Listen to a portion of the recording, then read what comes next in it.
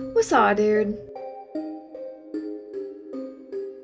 Hello everybody, welcome back to my YouTube channel. How are you doing? So I have a bunch of new subscribers, which thank you guys so much for subscribing to my channel. If you haven't already, please make sure to do so.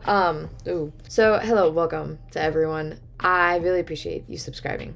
Like I said, I have been doing kind of a series, I guess, where I've been covering a crime story in each of the 50 states. Now, they're not big cases. They're not about notorious serial killers that we all know about. This is about smaller cases that are happening now, that are going on right now. And so a lot of these cases don't have an ending. They're still ongoing, but I just thought that this was a little bit more interesting. Kind of keeps you up to date on what's going on in the rest of the country. If you're from the US, if you're not, hey, we're kind of a dumpster fire over here at the moment, but we are, I think, working on it.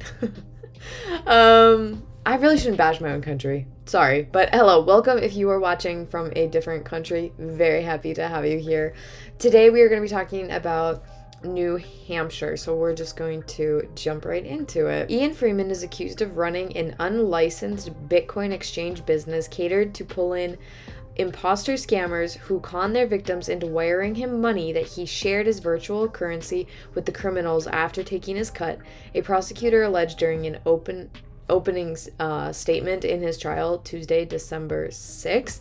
So this is kind of a different crime. Normally I talk about, murders, attempted murders, kidnapping, but this one I thought was interesting because I think we're going to see more crimes kind of like this one committed through the internet type currency, virtual currency, I guess, like Bitcoin. I don't know. I just feel like this kind of stuff is going to be popping up more and more, so we might as well start hearing about it, and the potential risks of e-currency. Or e-commerce? No, not e-commerce is something else. Anyways, moving on. Ian is also accused of money laundering, conspiracy, and 4 counts of tax evasion. It's estimated that he and his associates helped scammers and others launder more than $10 million using Bitcoin through a network of Bitcoin vending machines, in-person, and virtual cash for Bitcoin trades. However, Ian had actually warned people of scams, and he helped businesses in the community. His lawyer said in the federal trial in Concord, so his own attorney is bringing up, like, oh no, he didn't do it. He actually helped speak against, these scams and helped warn other people about it. LOL, it's like hiding in plain sight, you know what I mean? Ian has, of course, pled not guilty. He had been arrested last year for alleged running of an unlicensed business and avoiding taxes from 2016 to 2019. According to Georgiana McDonald, assistant U.S. attorney, she said that Ian had designed his business so the ill-begotten gains could be hidden and the scammers could buy Bitcoin anonymously. Ian's golden rule for the company was, as Georgiana described it to be, what you do with your Bitcoin is your business. Don't tell me what your plans are. I mean, the more you can, actually deny, the better. Georgiana also said that Ian was in some disputes with banks over the transactions, so he hired people to open new accounts in the names of churches that acted as little more than letterhead for what he said were donations. However, his attorney, Mark Sisti, said that the church activity was real and that Ian's activities ranged from helping the homeless in Keene to setting up an orphanage in Uganda. We've seen people try to use religion as a cover, like a blanket, before, so I don't want to just naturally assume that, because, innocent till proven guilty, but still, it's a little suspicious. Ian was arrested with 5 others in March of 21. Of the 5, 3 pled guilty to wire fraud in opening accounts at financial institutions in their names or in the names of churches to allow someone to use the accounts to sell virtual currency.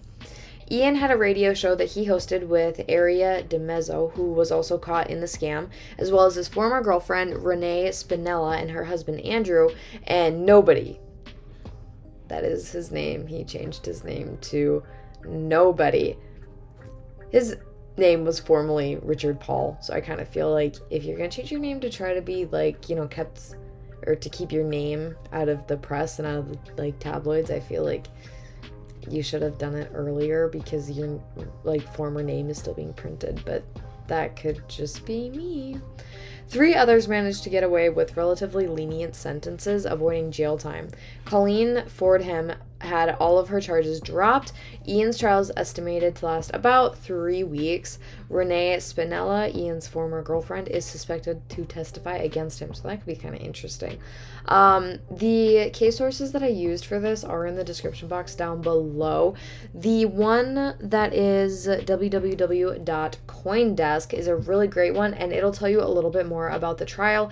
I didn't really go into all of that, but you guys, seriously, go read it because it's an amazing article. You will learn so much from it, and there are some like other just wild things about this case that I really think you would enjoy. But it's always hard for me to decide how much I want to get into a case. Originally, when I started doing this, it was just to give you a good overview of what's happening. You know, some people want to know what's going on, but they don't want to hear a 40-minute video about it. So I'm just trying to kind of cater to that crowd a little bit, keeping it short, to the point. I know some people have asked me to do longer videos, and I am planning on doing that in the future. However, it's a longer process, so it might be a little bit, but I am going to be working on doing longer videos, a little bit more in depth. But that's why for this one, it's like I just gave you an overview. If you want to read about the trial that is still ongoing, it started, it's still going, we have no like ending to it, seriously, check out coindesk.com because that article is really great and you will learn a lot from it. I definitely had a great time reading it, so shout out to that writer. But that is it for me today. If you guys enjoyed this video, please consider subscribing and giving it a thumbs up, but if not, that is totally fine. I absolutely get it, and thank you for hanging out with me this morning. I guess I post these at 7 a.m. But for those of you that will be back tomorrow, I will have another one, and let's see, after New Hampshire, we're moving on to New Jersey. I feel like we could find some crazy ones in New Jersey, so be on the lookout for that video. Bye, guys.